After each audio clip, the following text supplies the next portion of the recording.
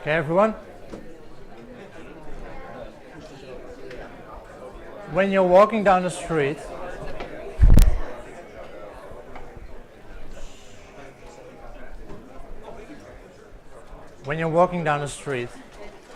some will eventually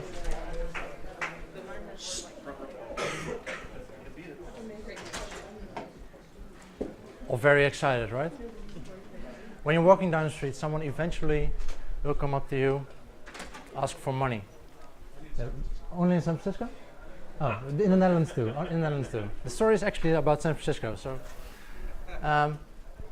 they want a newspaper, they want your donations, or there's a homeless guy asking directly for money. At least that's what they do in the Netherlands. And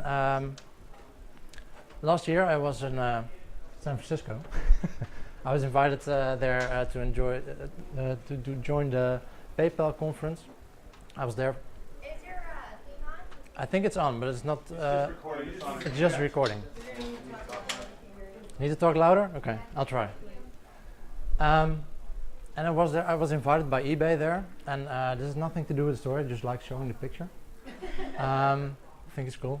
But I was there in San Francisco, and I was walking around. It was my second time in San Francisco. Not really familiar with the place. Google Maps wasn't working. There was all the tall buildings. So I was walking around San Francisco, a bit disoriented. And at a moment I was standing in a corner of a street, not sure where to go. And this homeless guy started talking to me. He was giving me advice on where to go, where not to go, what the dangerous places were, where I could go for some good food, some good shopping. And we were talking about 5 minutes, he giving me advice. And after 5 minutes, we were about done. He asked me for money for the metro. And normally, when someone asks money on the street, I don't do that. When they directly ask for money, but I was actually happy he asked for money so I could pay him, repay him for what that he helped me. That's actually what my session will be about: how to persuade people to do something online. I want to apply it online and use basic human behavior to do so.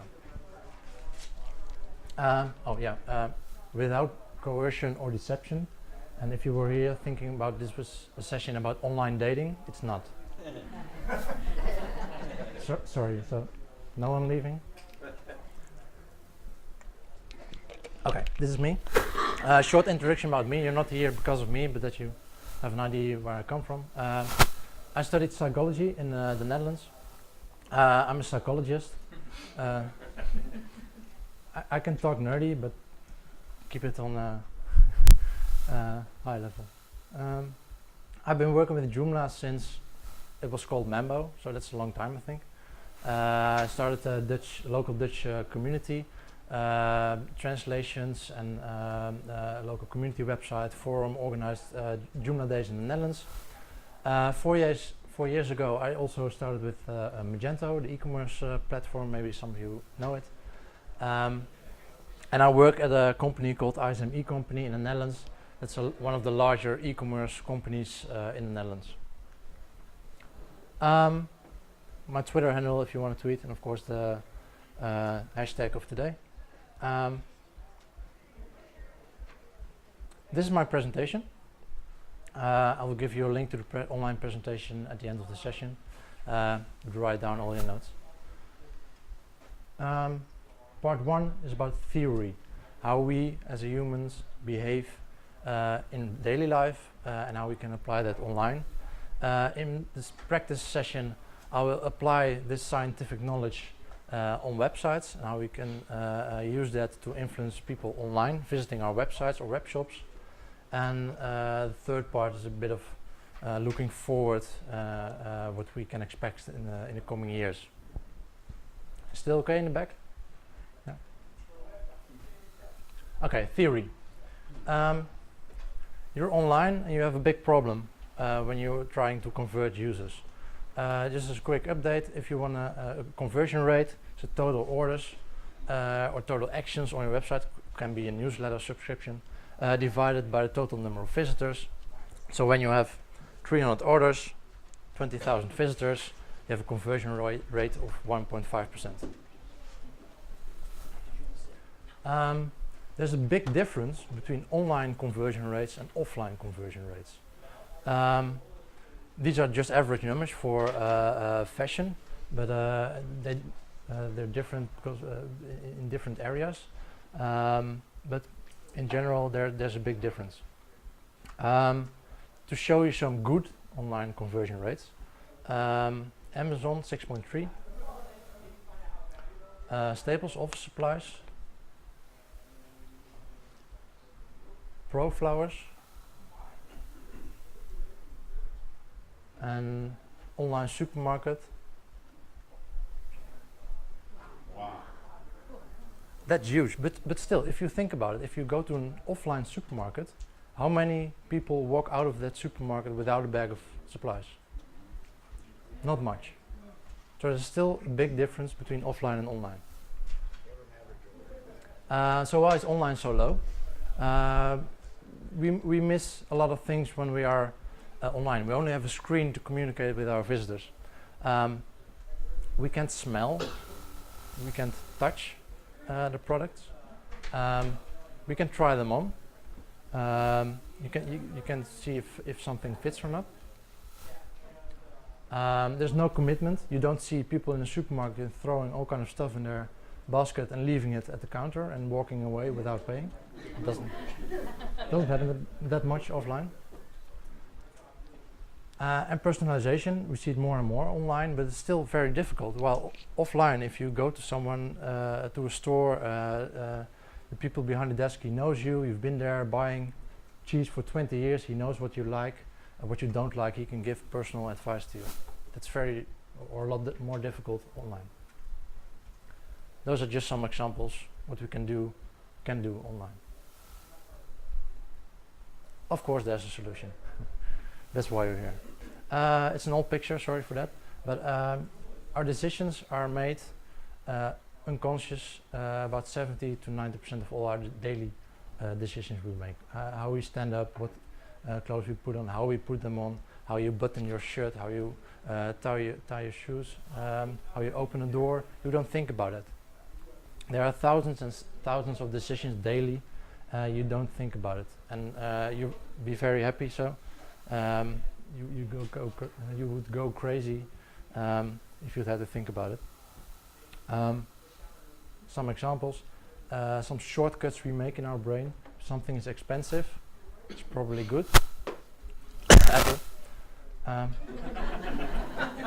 If someone is wearing a white coat, it's probably been to college, studied something important, probably telling the truth, right?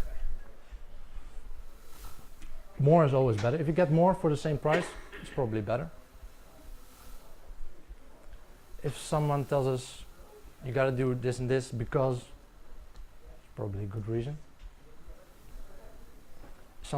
When we put something on eBay, we polish it before we put it on. It looks better. If it's beautiful, it's user-friendly. I'm not gonna cough again. When we don't know something, it's a bit creepy, and the other way around. When something is familiar, we feel a lot more safe. And we make those shortcuts because we have limited time, limited resources to make all these decisions. So we have shortcuts that work most of the time. And these automated thoughts and actions, we call them heuristics. And like I said, they work most of the time, but they give us a bias. We don't have all the information, so we make decisions that work most of the time, but sometimes there might be a bit off. Yeah, let's try one. The availability heuristic. If I show you this picture, these are some deadly situations, and the pictures stand for all the deadly situations all around the world. The people that die from terrorism, people that die from airplane crashes, people that die from any natural disaster all around the world. and a swimming pool. If I ask you which picture doesn't belong, I think it's safe to assume everyone will choose the swimming pool. But why? It's more familiar. It's familiar. It's more common. Doesn't feel that. It's nice. You don't see a corpse floating on the pool. No corpse. Yeah. Yeah. Okay. Less intimidating. Kind yeah. of enjoy those two. Yeah. Well, actually, 50% more people die in a swimming pool than the other three combined. And why? Well, in the daily news, we don't see CNN news break from someone dying in a swimming pool, because that happens so often, and it's always or almost always just one person. And the other situations are more unique, and there are a lot of people involved. So when we try to remember the situations, it's much more easier to remember an airplane crash than someone dying in a pool, unless it's related, a family member, of course. So that are errors in our decision making. And we, as webshop or website owners, can use that to influence behavior. Well, let's apply this online. There's this book of Chialdini. He has 6 main points how to influence people. His book is about studies applied offline, but I'm gonna apply it online.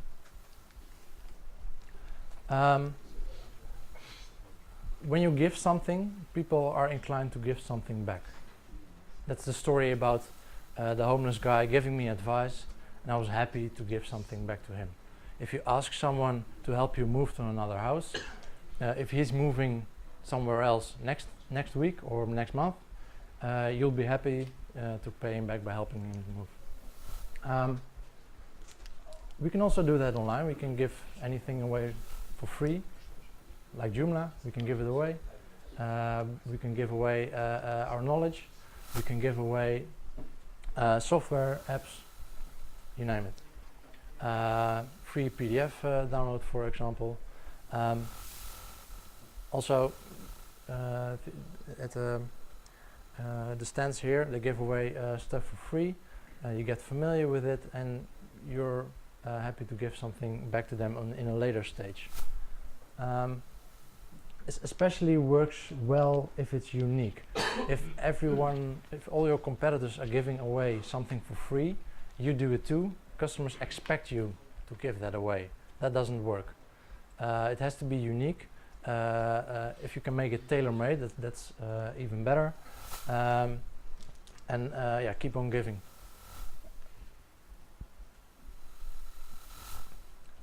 Second one, commitment and consistency. People like to be viewed as being consistent with their actions. If you buy Coke today, next week you go to the supermarket, you'll buy Coke again. You're not going to switch to Pepsi somehow. And people like to be consistent in that. We can try that online with people trying to get them in, the freemium business model, trying to get them in, trying to get them to use your product. So they get familiar with it, they start using it, they get all their data in your product, and when they come to a point they have enough users to start paying you, they will start paying you because they're already familiar with the product, they're already using it. It's very easy. It's very hard to go away, so it's very easy to start paying you. Same thing with these products again.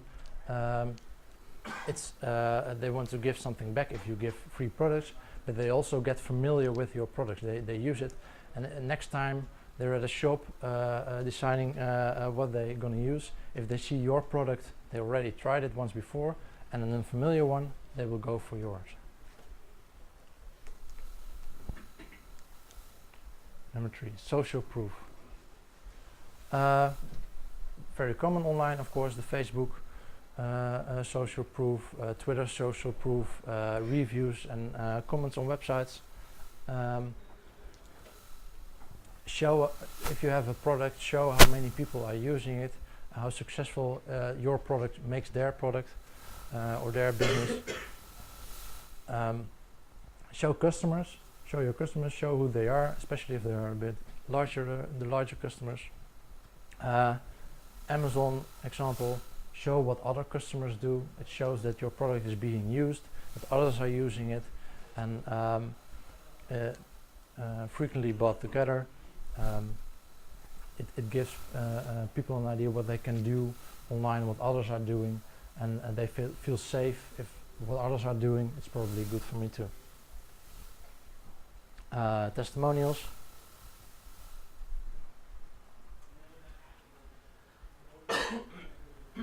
If you're an expert, social proof doesn't affect you that much. If you're an expert in Joomla hosting, social proof that everyone else is using some kind of hosting doesn't make you want to use that hosting. But if you're unfamiliar with a product and you're not sure what to choose, social proof can very well help you to make that that choice.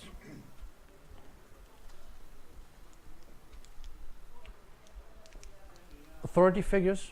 That's why the big brands use famous people to promote them. If you have a connection with a famous people, with a famous person, if that person also likes a brand, you like to again be consistent with the feeling you like that famous person, so you'll probably also like the brand that famous person is promoting. You can use trust logos. These are some Dutch examples, mainly Dutch examples, but that's why we use trust logos on our site for the safety and to show people that we are trustworthy. This is also a nice example. There's a hosting company called Byte Internet in the Netherlands. They've been doing hosting for the last 13 years. They're a very innovative company. They do Joomla hosting. They also do Magento hosting. They're starting a new product. It's called Hypernode, and Hypernode is going to save you as a developer. It's going to save you a lot of time in developing websites for clients. I can tell you much more about it. If you leave your business card at the end of the session, I can tell you. I can keep you informed. But you're probably wondering what this has to do with authority. They sponsored me to get here and to talk to you about this. So I'm the authority here, talking to you about them. That's authority. You missed the white coat. Yeah. I missed the white coat. I left that around. No more sponsored items. Number 5 is liking. We like to buy stuff from the people we like. If you know someone, you're probably more likely to buy from them their product than from the competitor, even when the competitor has a better product. Again, we still have the problem of being behind the screen, and liking makes that a lot harder to do. Some are trying it, MailChimp with their funny logo, funny comments,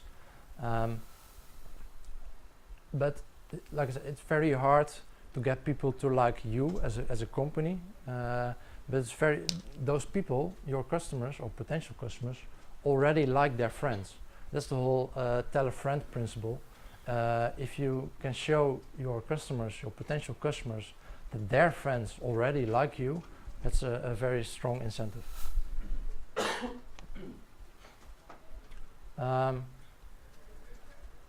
Liking attractiveness helps. Similarity, if you feel you're similar to the people promoting the product, that helps a lot.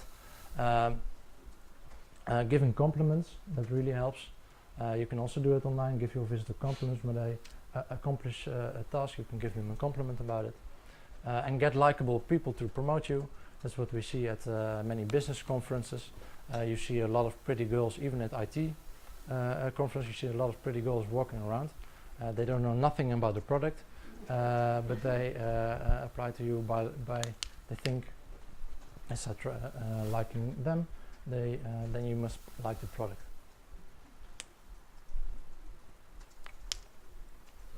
When something is scarce, we value it more. That's what all the Groupon websites are based on. They have limited supply, only 20 available. You can also apply scarcity by time, only a certain amount of time left to make the deal. Or you can even close your whole website for people and only let them buy something when they have an account, and they only can get an account when someone invites them personally. Scarcity, it can be in time, it can be in stock, it can be in access. But when people don't have access to your product, they want to get in. So what Google and all the large companies do when they have a private beta, everyone signs up like crazy because they just want to get in.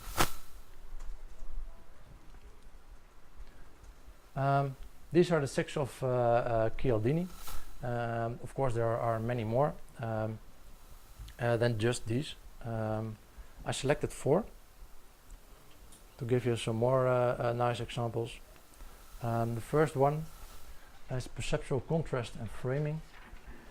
Is the way how we show things on our website compared to other things. When you go to a birthday party, you're gonna bring some wine.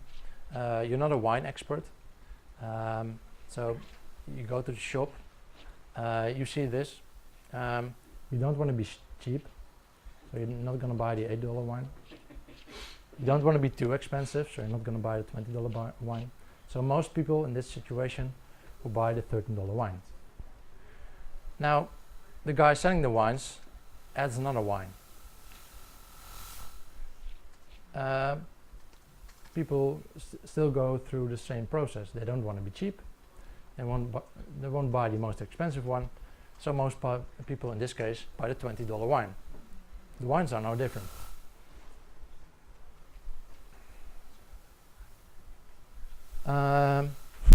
The Economist, the magazine, they offered a web subscription to their service, $59, a print subscription, $125, and a web and print subscription, also $125.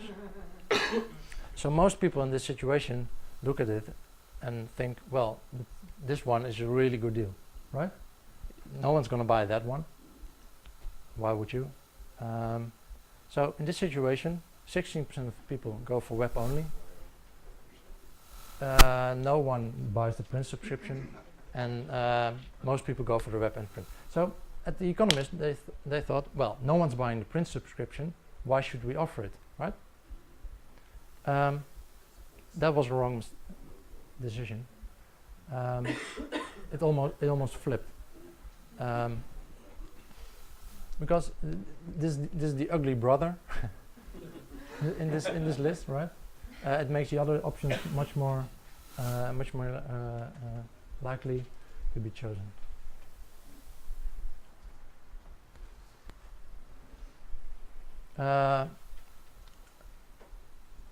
Giving someone a reason to buy. Most people, like I said, people make most decisions unconsciously, but they still need to explain to their wives at home that they bought something. So give reasons why people should buy from you. This is a study at a printing machine, and there's a big line at the printing machine, and the student performing the study goes to the first one in line and asks them a question if they can print there. The first question, student goes up, may I use the printer? Well, in 60%, it's still a very high number if you ask me, but in 60% of the cases, the student gets to skip the line and print their stuff and go on with their business. Second question, may I use the printer machine because I'm in a rush? That's sort of a valid reason. So adding a reason gives you a 94% chance of getting in front. But the third one, may I use the printer because I have to make some copies, just like everyone else in that line. But still, it gives you a 1% edge if you have a real reason.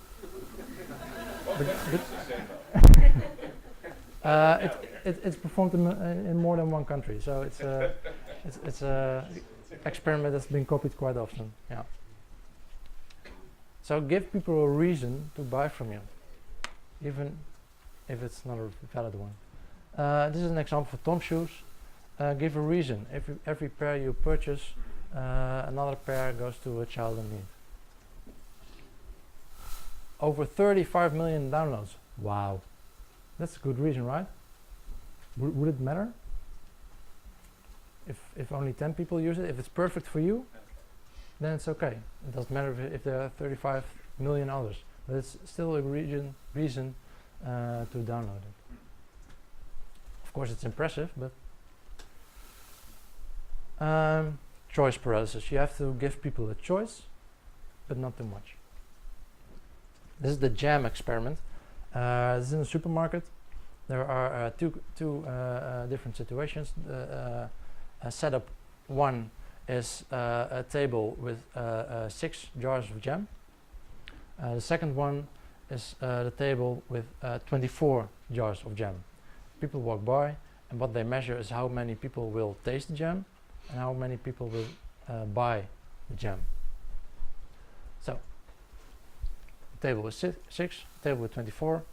The tasting. When you have more options, more people will taste the jam.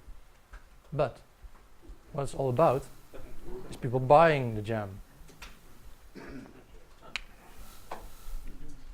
So think about it. When you present a lot of options, people might be inclined to click on them more, but of course it's all about the buying at the end of the day. So you might test with that. This is an example of a hosting company showing you hosting for Joomla, I think. I have no idea what to choose here. No idea at all. And if you're very experienced in hosting or very technical, this might be perfect for you. But if you're inexperienced, I have no idea what to choose. This is a much better situation. You have only a few options. What they also do here is highlight an option. They don't say why they highlight it, but probably one that people choose the most. That even when you're still in doubt, you still have something to go for. And this one is a bit smarter than this one, because this one you start cheap and it gets more expensive with every option. This one starts more expensive and goes down all the way.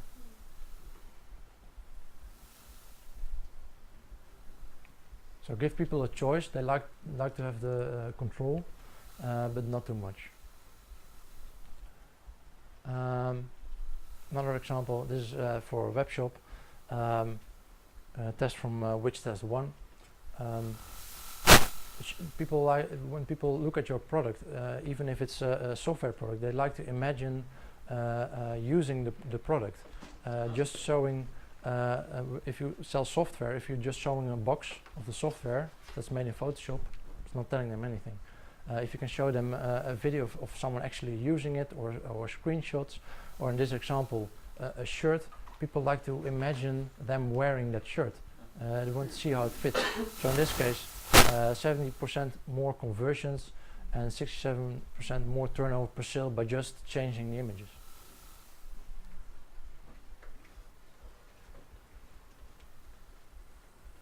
Okay, this was practice. Then a bit of future, what we can expect from the near future in this field. Right now, all these theories. Right now, what most of us do is try everything. We try authority, we try social proof, we try several pricing options. But the problem with that is that there are different people at the other side of the screen.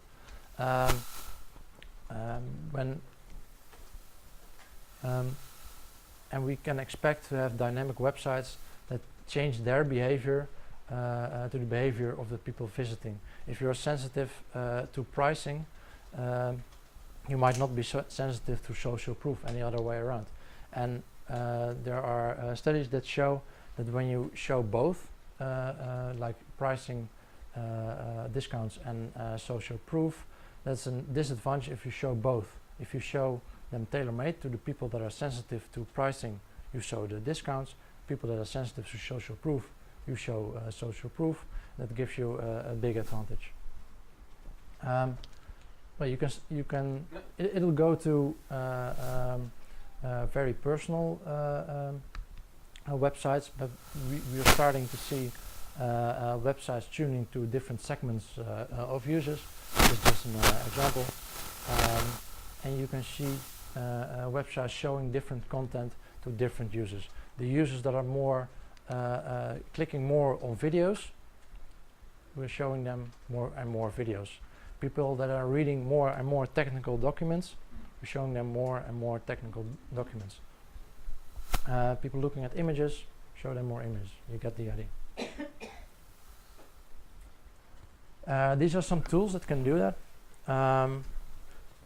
This is a new project from the Netherlands, Persuasion API. What they do is they build a persuasion profile of every person. It's one database, and they connect to several of the larger websites. It's a Dutch company, so they started out in the Netherlands. And what they do is build your personal persuasion profile based on your API of IP and the cookies they set. And so they can build your profile. What they do if they test you on a website and you're sensitive to social proof, they collect that information. If you're sensitive to authority, they collect that information. So even when you go to a new website, and that website has a connection to Persuasion API, and even when you've never been to that website can show you personalized information on what you're sensitive to. Sorry. Yep. This is getting the information from you, or your website? Sorry? Or? Is getting the information from you Yeah. as a person, or from your website? From the website. The API is continuously testing several variants on the website. They show reviews, they show authority, they just show different kind of content, and they tag that content, and that way they know what you're sensitive to, what you clicked If I have a website, for example, selling something, e-commerce website, using this instrument, I can understand what is the better persuasion way to attract people, and yes? Yep. Ah, Yep. very That's what you can expect in the future. These are the 3 parts of my presentation. I want to say 2 more things to you. Persuasion is great, but you need to have your technology, your functionality, your usability. It doesn't have to be 100%, but it should be at least okay before you start working on persuasion. I had one of the bigger healthcare insurance companies sitting in on this presentation, and I knew they were coming, so I checked the websites before I gave the presentation, and I went to their website, typed in their URL without the www, and it didn't work. And that's technology. If you miss out on, you can have great functionality, you can have great usability, but if people don't get to your website, I tried it with the www, it worked, and so that's a technological problem. You can fix that, and the worst part was when I told them, and they said, "Yeah, we know." Okay, they have a 9-month release cycle, I think.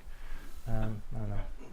But this is very important. If you start using Persuasion, you have to have a decent basis to work from. The second thing is experiment everything. Everything you read online, everything you've heard today from me, you need to test if it works on your website. You have different visitors, you have a different product, you have a different branding, you have a different company image. You do have to, it's not hard to do, but you should do A/B testing, multivariate testing using Visual Website Optimizer, Google Website Optimizer, or something like that.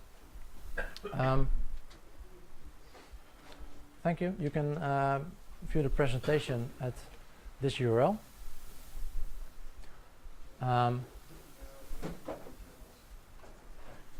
At onlinepersuasion.com we have a website with some other persuasionistas. Sorry? I like the scarcity. Yeah, right. Huh? You've been paying attention, right? It's actually true, but yeah. Right.